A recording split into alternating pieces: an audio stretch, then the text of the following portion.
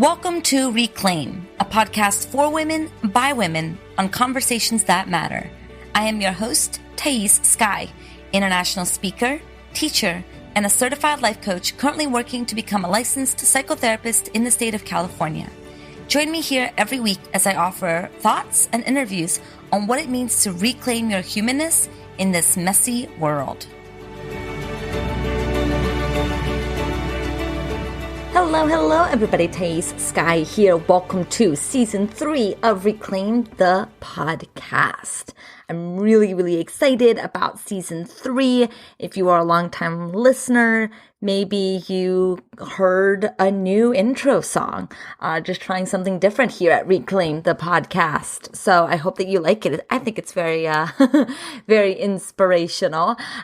If you are a new listener to Reclaim, thanks for being here. Whether you found me through one of my interviews and on other podcasts or through my Instagram or through searching online, I'm so glad that you are here. The reason why this podcast is so meaningful to me is because of the impact it makes in your life, and I'm just so grateful that you're here.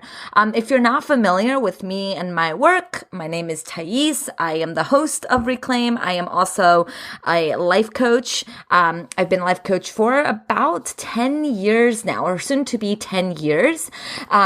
I coach women all over the world on how to reclaim their expression in the world. And I do that through the healing and the tending of the worthiness wound. I talk a lot about worthiness. In fact, I believe it was season 2. I have a 10-part series called Reclaiming Worth. I highly recommend you checking that out. It's the basis of a lot of the one-on-one work that I do. It's also the basis of the signature group program that I lead called Worthy Women Rise. So you can get a good idea of how I understand and conceptualize the worthiness wound and how we can tend to ourselves in a different way than how our society tells us we should relate to ourselves. I love that series. It's called Reclaiming Worth. It's a 10-part series, and you can check it out by going, just scrolling down the feed. Okay. Okay. So more about me. Let's see. I'm a life coach. Been doing this work for 10 years. I get to coach women all over the world. And the best part about my job, of course, is being able to be a witness to the incredible unfolding of women's hearts and souls and minds as they integrate all their parts of themselves into a sense of wholeness so that they can just feel more liberated to be who they have always dreamed of being. And I know that can sound a little cliche, but it's really true. This work is amazing. I also am the leader of my signature group program called Worthy Women Rise. Doors are opening for, I believe it's the 8th or 7th or 8th cohort of this program in a month or so. So stay tuned for that. You can go to worthywomenrise.com to get on the wait list. Worthy Women Rise is a 5-month course, an online group program on conceptualizing, understanding, unpacking the worthiness wound. So let's see, what else do I do? Well, I live here in Los Angeles, California with my partner and my 10-pound terrier mix named Chewy. You can learn more about Chewy's adventures on my Instagram at I am Thais Sky. That's usually where you'll find me online, is on my Instagram. I'm having a lot of fun right now sharing my thoughts on how to develop a different relationship with our parents as adults. So you can go check out my Instagram there. Let's see, what else about me? Oh, I'm currently getting my master's in clinical psychology. I am about 6 months till I'm done, 7 months till I'm done. So I am in a final stretch here. I am getting my master's in clinical psych so that I can become a therapist. I'm currently doing therapy at a community mental health clinic here in the greater Los Angeles area. And when I graduate, I am hoping to build out a private practice as well as my coaching business. So my coaching business isn't going anywhere. I'm just adding another way that we can tend to all of your broken pieces. So I'm really excited about that. I love therapy. I love psychology. That's something that you'll definitely see in season 3 of Reclaim, is a little bit more of psychology. In fact, there's no better way, I think, to kick that off than this episode where we're going to be talking about what is trauma. The word trauma gets thrown around a lot online, and I want to talk about what it is and what it's not. The reason why I want to talk about trauma is because I want to answer a listener question. She sent me a question on trauma, and that's something that I did in season 2, and I'm continuing to do in season 3, is answering your questions. So if you have a question that you would like for me to answer, email me at info@ThaisSky. You can also ThaisSky.com. You can also private message me on Instagram, on Facebook at I am ThaisSky. I collect all of those questions and then I do episodes where I answer them. So this week's question goes something like this. Dear Thais, I have recently begun to understand that the experiences I had as a child are considered, quote, trauma, end quote. This is mind-blowing to me because what I experienced wasn't abuse or anything that I would consider traumatic. And yet with my therapist, I have begun to understand that it affected me traumatically. This word, trauma, gets tossed around a lot and it can be a bit overwhelming. Was I weak for being affected so strongly by those events? Why didn't it affect my siblings the same way? What could I have done differently so that it wouldn't affect me as much? I would love to hear your thoughts on what is trauma, how we can heal from it, and how I can make sure that my kids aren't experiencing trauma through my parenting.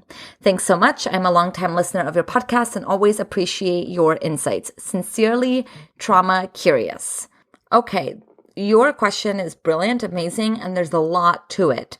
So I'm going to try to answer as many of these questions as possible. First, I'm going to start kind of broadly, and then I'm going to get more and more specific to your particular question. So your first question is, what is trauma? And I think that it's fair to ask that question because, again, this word trauma gets used around a lot. It's become the new kind of catchword. And I think that that's really great that in many ways this word has moved out of kind of the psychology field, and it's now more integrated into society. There's more understanding that trauma is a real thing and that we are affected by trauma. But I think that it can also dilute the definition of trauma. And I think that it can get kind of confusing as to what is trauma and what is not trauma. One of the things that I want to be clear is that PTSD and trauma are not the same thing. I think sometimes we can use these two words interchangeably, but they're not interchangeable. They mean two significantly different things. PTSD, or post-traumatic stress disorder, is a mental diagnosis based on the DSM-5, and trauma is well, we're going to define what trauma is, but they're not the same thing. Okay, so I think that that's important to just say right off the bat. The other thing I think is important to say right off the bat is that trauma doesn't equal anything bad. So if something bad to you, that it was traumatic, or that it was trauma. You can have something had bad to you and it wasn't trauma. And I think that that's also important to differentiate. So that being said, what is trauma? So psychological trauma stems from potentially traumatic events that overwhelm the usual methods of coping, that give people a sense of control, connection, and meaning. And I'm getting this definition from a PowerPoint that my professor at the university, or Antioch University, Los Angeles, gave me. And so the thing that's important to recognize about trauma is that there's both an objective and a subjective component to the definition. Okay, so trauma stems from an event that overwhelms the usual methods of coping. Okay, so we have our typical methods of coping. If something happened that overwhelmed our system, it can be traumatic, but it may not necessarily be traumatic. That's what it means by both objective and subjective. There is an objective kind of way that we can look at trauma, but also it's very subjective and it's based on each individual. Okay, it's perception of trauma varies very differently from each individual. And that's why it's important to separate trauma from the event. Trauma isn't about what happened, but it's how you internalize what happened. It's how you understood what happened. It's how you responded to what happened. It's, for some people, an experience may be traumatic. For other people, it may not be.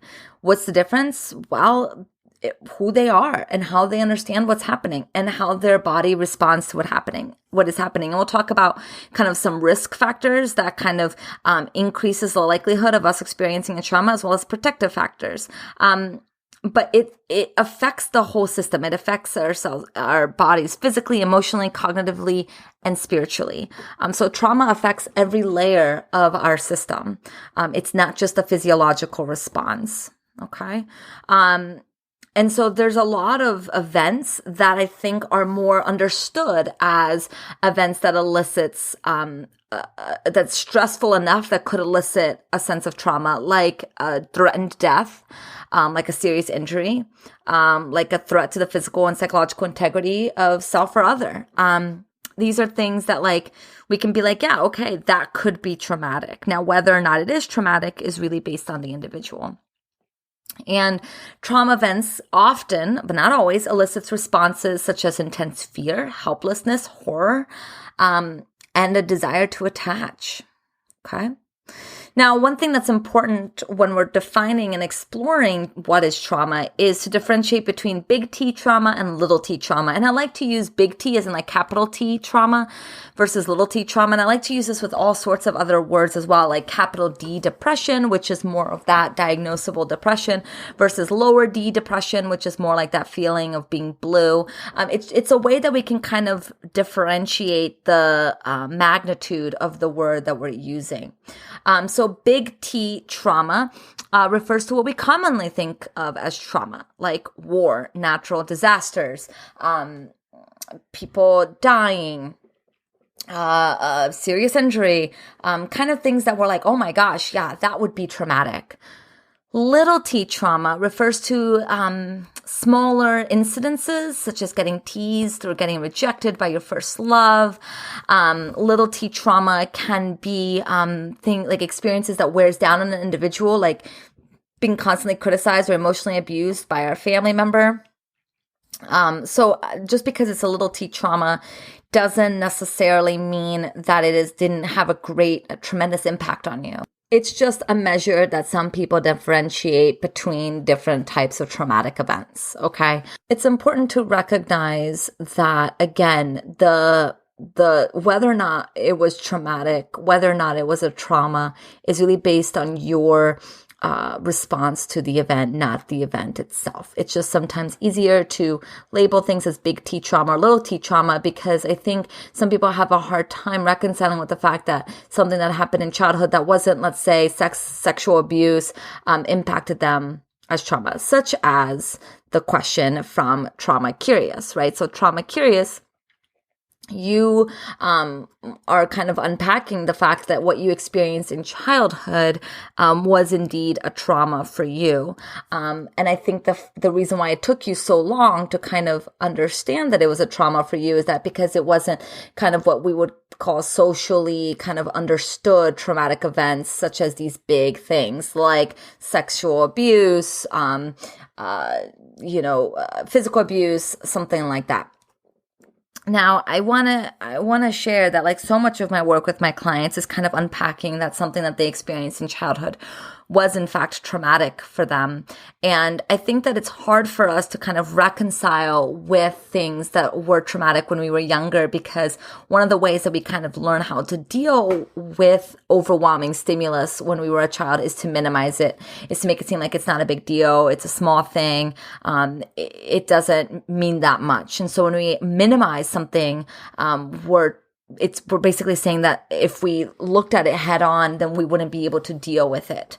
And so while minimizing is a very valid way of coping with trauma, now as an adult, it's important that we can kind of go back and reconcile and understand that if we continue to minimize what happened in our childhood, we not only can't now look at it and heal it, but it's going to continue to unconsciously run the show. Okay? So what is, examples of trauma events include sexual abuse, sexual assault, domestic violence, interpersonal violence, witnessing domestic violence. It can be like natural disasters, war, and community violence. those are kind of the more understood capital T trauma. But I think most of us, without a doubt, have experienced a multitude of lowercase t or little t trauma. And I think reconciling with that is really important part of our healing. Okay, so one thing I kind of wish I had started off talking about, is that psychological trauma was recognized in many ways at the very beginning of the field of psychology with Freud himself. We often think of Freud as not really grounded in modern psychology, but he touched upon very, very, very early on in the field of psychology that many of the women who were coming to him with deep psychological issues were coming to him because of childhood sexual trauma. And he wrote a paper on this and was about ready to kind of be this spokesperson for how deep and pervasive the marginalization of women was at the time, but he also lived in a time where women did not have the rights of men, and he decided that he didn't want to kind of stake his career in advocating for women, and so he kind of moved beyond it and reworked his paper and kind of lost interest in the idea of women's sexual abuse. But I think it's important that we name that trauma is inherently political because it has almost always landed in the feet of the marginalized. And I want to read a passage to you from a book called Trauma and Recovery by Judith Herman. Judith Herman is a very well-known author in the landscape of trauma. And this passage in the very first chapter, I think, is really important and speaks to this. So she writes, "To study psychological trauma is to come face to face with both human vulnerability in the natural world and with the capacity for evil in human nature. To study psychological trauma means bearing witness to horrible events. When the events are natural disasters or, quote, acts of God, end quote, those who bear witness sympathize readily with the victim. But when the traumatic events are of human design, those who bear witness are caught in a conflict between victim and perpetrator. It is morally impossible to remain neutral in this conflict. The bystander is forced to take sides. It is very tempting to take the side of the perpetrator. All the perpetrator asks is that the bystander do nothing. He appeals to the universal desire to see, hear, and speak no evil. The victim, on the contrary, asks the bystander to share the burden of pain. The victim demands action, engagement, and remembering. The study of psychological trauma must constantly contend with this tendency to discredit the victim or to render her invisible." So I think it's important that we understand that trauma is not just an individual experience, but it's a political movement. In order for us to be able to study trauma and really reconcile with what trauma means on the individual level, but also on the community level, we're really having to contend with the effects of human nature, to the things that we do to each other, the ways that we support and perpetuate broken systems. And if you are a listener of Reclaim for any length of time, you know that social justice and understanding the human condition from a systemic perspective is important to me because we can't remove the human from the context in which they live. And we are very much a victim to the context in which we live. And by that, I mean that there are forces that are constantly pushing up against us that we have to contend with. Now, am I saying that we're always powerless to do anything about it? No, I'm not saying that. I am saying, though, that oftentimes we underestimate how much control we have and overestimate how much influence we have. And I think that it's important that we kind of conceptualize and understand the human experience through the lens of social justice, through an understanding that particularly with something like trauma, that if we don't look at it from the lens of systemic oppression, then we're missing the point. We're missing the fact that trauma is an inevitable part of living in a life where systems are unjust. And that trauma, I guess we would conceptualize it as lower T trauma, does not negate the impact that it has on people and the continuous impact that it has as we go through generations of people. Now, the thing that's also important to note about trauma is that trauma has a tendency to have a life of its own, to be disconnected from the source and to affect the individual in totally different ways that may be, at first glance, completely different from the initial experience. And I think that's often when we go and find healers, therapists, coaches, is because we're starting to get this sense that the things that are happening in our lives aren't making sense. And when we start to see that, like, unattended to trauma, the ways that we kind of dealt with trauma, particularly if the trauma happened in childhood, but even as an adult, the ways that we cope with trauma often kind of pushes the trauma away, right? So we, for example, dissociate from our bodies, which means that we kind of completely disconnect from our bodies. And it's almost like we're somebody else looking down at the scene. And this is such an essential way that we navigate trauma. It's a coping mechanism that's very important. It's very helpful. And we don't want to talk about dissociation like it's a bad thing. It's an important thing. And it's telling us something. When we disassociate, whether it's because of a traumatic event or not, whether it's because of the repercussions of a traumatic event, it's telling us something. It's information. And so it's important that we kind of now reconcile with, why are we leaving the body? The body was not safe at a certain point, but if we continue to not investigate, then our bodies are going to continually feel unsafe, which means the likelihood of us dissociating, right, is pretty high. So reintegrating ourselves and landing amongst making sense of who we are with the trauma that we've experienced is an essential component to our healing. One thing also to note about trauma is that traumatic memories, so when we try to look back and try to understand what the traumatic event was, typically those memories lack verbal narrative and context. And they're more kind of encoded in our memory through vivid sensations and images. And so our memories of trauma, again, particularly if in childhood, but also in adulthood, may not make sense. And so the healing work with someone who's licensed and understands what trauma is to bring some form of narration to the memories that you have. Whereas now it just may be sensations and images. As you make sense of what happened with the support of somebody, then you start to create a narrative of what happened.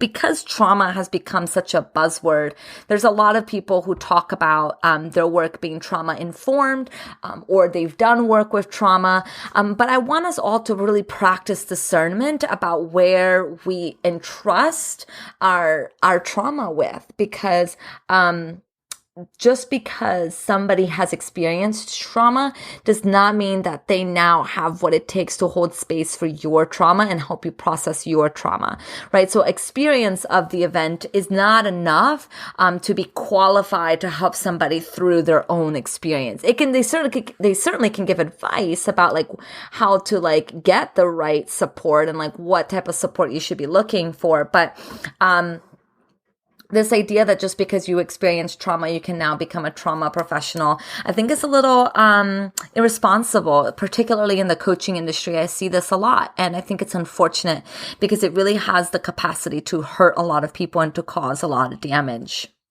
Now, here's something to note. Another book that I highly recommend is called The Body Keeps Score by Bessel van der Kolk. And it's interesting that both Judith and Bessel put forth a concept of complex trauma. Now, complex trauma is a concept that's being floated out in the space of research and clinical practice. It's something that they're doing a lot of studies about. I believe it's pretty much like an established this exists sort of thing. But the APA and the DSM people have yet to kind of get it on board because there's a lot of research that has to go into place and has to be kind of what is the word that I'm looking for? Verified through research before it gets added in the DSM. But people have been using the word complex trauma a lot. And I think that it's something that we should be talking about here on this podcast because I think it's really very relevant. Like, what is complex trauma? Well, the fact of the matter is, if we experienced a lot of little t or capital T, big T trauma in childhood, it completely alters our nervous system. It changes how we conceptualize and view the world. This consecutive trauma prevents our growth in many ways. It keeps us stuck at a very primitive state of hyperarousal. And so the consequence of that is a lot of behaviors that are now being clustered around this concept of complex trauma. Bessel van der Kolk uses developmental trauma. Judith Herman uses complex trauma. Whatever word feels most connected to you. It's basically the same thing. It's if you experience trauma consecutively in your childhood, it changes your biological system. It changes everything. And here is what Bessel writes about developmental trauma. He sees, we organized our findings. We discovered a consistent profile. 1, a pervasive pattern of dysregulation. 2, problems with attention and concentration. And 3, difficulties getting along with themselves and others. These children's moods and feelings rapidly shifted from one extreme to another, from temper tantrums to panic to detachment, flatness, and disassociation. When they got upset, which was much of the time, they could neither calm themselves down nor describe what they were feeling. Having a biological system that keeps pumping out stress hormones to deal with real or imagined threats leads to physical problems. And then he spells out some of the physical problems that they engage in. To relieve their tension, they engage in chronic masturbation, rocking, or self-harming activities such as biting, cutting, burning, hitting themselves. It also leads to difficulties with language processing and fine motor coordination, etc., etc. It also says, having been frequently ignored or abandoned leaves them clinging and needy, even with the people who have abused them. Having been chronically beaten, molested, or otherwise mistreated, they cannot help but define themselves as defective and worthless. So he, again, found this cluster of behaviors and symptoms that he named as developmental trauma. And I think it's really important that we become more familiar with complex trauma and developmental trauma. I have no doubt that that's the direction that the DSM will take in the future. And the reason why this is so important is because, first of all, it normalizes these symptoms as a response to trauma, as opposed to something being inherently wrong with ourselves. It also then allows us to seek treatment and get help in a way that will be helpful. If we don't know that this is even a thing, if we don't know that complex trauma is a thing, it's very easy for us to, as mental health practitioners, to diagnose these things as ADHD, for example. And there's a lot of studies out there that show that a lot of boys that are treated with ADHD are actually exhibiting complex trauma. And so we don't want to be giving children the type of treatment, whether that's psychotropic medication or therapy or remove them from an environment that we think is not working for them without really understanding what's happening to them. And naming complex trauma is a way that we can do that. So if you have experienced complex trauma, which is the kind of recurrent abuses and traumatic events that kept happening in your childhood, I think that that can be very helpful for then how to know how to move forward. So there are certain populations and certain types of people that are kind of have an increased risk for experiencing trauma. And then there's protective factors and ways that we can kind of help ourselves to minimize the impact of certain experiences and land in our bodies as trauma. So in terms of age, it's typically, this is a risk factor, very young and very old, humans are more likely to experience something as traumatic. African Americans and Latinos in the U.S. disproportionately likely to experience trauma. I don't think that surprises us. Poverty is associated with every negative outcome. You're more likely to be assaulted. You have fewer resources. You have compromised internal ways of coping. Poverty is one of those systemic oppressions that kind of keeps you stuck in a loop where the way that you respond to life keeps you stuck in a pattern because of the systemic forces that are pushing at you. And then previous or coexisting psychological dysfunction is a risk factor. A previous history of trauma is a risk factor for becoming traumatized again. Inadequate social support or absent social support, you're more likely to experience trauma. And let's see where the protective factors are. Protective factors include having a strong and supportive social network. Obviously, protective factors is the more kind of the less marginalized identities you carry. And that's something that we can't prevent, of course. But it's interesting to note that the less marginalized identities you carry, the less likely you're going to perceive something as traumatic. And of course, having greater access to resources is a protective factor. That doesn't necessarily mean wealth or upper middle class sort of money, but of course, it does also mean money. Okay, what else do I want to talk about? So one of the questions that Trauma Curious asked is, why did the way the experiences I had in childhood affected me differently than it affected my siblings? And the thing is, there's so many reasons for why people respond differently to trauma. You have the pre-event factors, you have the factors of the actual event, you have the post-event factors, and you have personality characteristics, like who you come into the world as. All of these things affect how we perceive something. And that, I think, is true no matter what.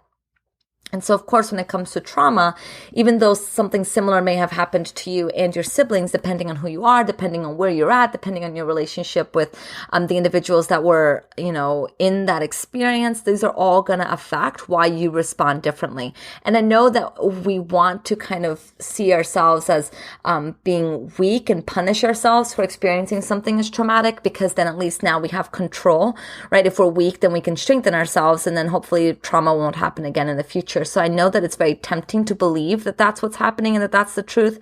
But the fact of the matter is, there's no connection between your mental fortitude and whether or not you experience something as traumatic. Sometimes things happen, and it's important that we're really tender and really kind to ourselves when we've experienced a traumatic event and get the support necessary. Okay. And then, of course, on the flip side, just because someone goes through something horrible doesn't mean they need, intensive treatment. It doesn't necessarily mean that it landed for them as trauma. We have to respect that each individual experience is their own experience. In the episode that I shared, the season finale of season 2 of Reclaim, the abortion episode, when I aired that episode, there are so many women who reached out to me, and some of the women said that their abortion story was traumatic and they had a really hard time, and that it really took them under. And then there were many women who shared that they were just relieved, and they were happy that they had that freedom and that they now get to move on with their lives, and there wasn't a lot of emotional entanglement with the abortion. That doesn't mean that they didn't process it. Sometimes it could mean that. Most of the times it just means that that's what landed with them, and that is what it is. And it doesn't mean that the people who are more affected by their abortion are somehow weaker, right? It has nothing to do with that. Okay, so the final question that I haven't addressed from Trauma Curious is, how can I make sure that my kids aren't experiencing trauma, right? Like, how can I make sure that my parenting or the way I'm doing things isn't landing as trauma for my children? I'm not a parent, so I speak of this simply based on my understanding and my learning of the world, in that while we Well, first off, the best way that we can make sure that we're not passing on epigenetic trauma to our children is by doing our own work, right? That's first and foremost. If there's any concern about whether what is happening in your life is affecting your children as traumatic, the most important thing you can do is do your own work, right? Get the support that you need to make sure that you're processing the events, because the way that you're showing up is modeling to your children how they should show up. And as you do your own work, you're setting an example for them. And so, one of the interesting things that I've learned is that, the best way to kind of raise a healthy child is to value your marriage, right? Or to value your relationship with the other partner. If the child sees the healthy relationship between the parents, they're much more likely to grow up with healthy relationships with themselves and other people in the world, versus focusing only on the child and neglecting the marriage. Because when you neglect the relationship with your partner, your child is seeing that. And so something similar here, where your relationship with yourself is the most important thing. And so getting the support and the help you need is ultimately going to be helpful with your child. Okay. If you have any concern that the way you are parenting your child is causing trauma, that's something that you really need to seek support with. You really need to get help in some level, whatever way that looks like for you. Because if there's any doubt, then you need to investigate and look deeper and really get the right support, parenting classes, whatever, to help make sure that you're showing up for the best for your children. Okay. That being said, I think what's really important is that while as parents, I think it's very easy to think of the role of parent is to protect the child from the world, really the role as a parent is to fortify a child to help them learn how to navigate the world. Ultimately, we can't protect our children from everything, but we can do is support them in cultivating the inner resilience so they learn how to navigate the complexities of the world.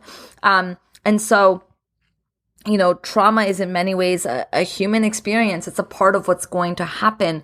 But if you give them secure attachment, if you offer them space to talk about their feelings, if you are responsive to their needs, if you meet them, in the ways that you can to attune to them emotionally, then you're teaching them how to deal with trauma, and you're helping them develop the internal coping strategies that will hopefully be a protective factor so that they don't experience something as traumatic.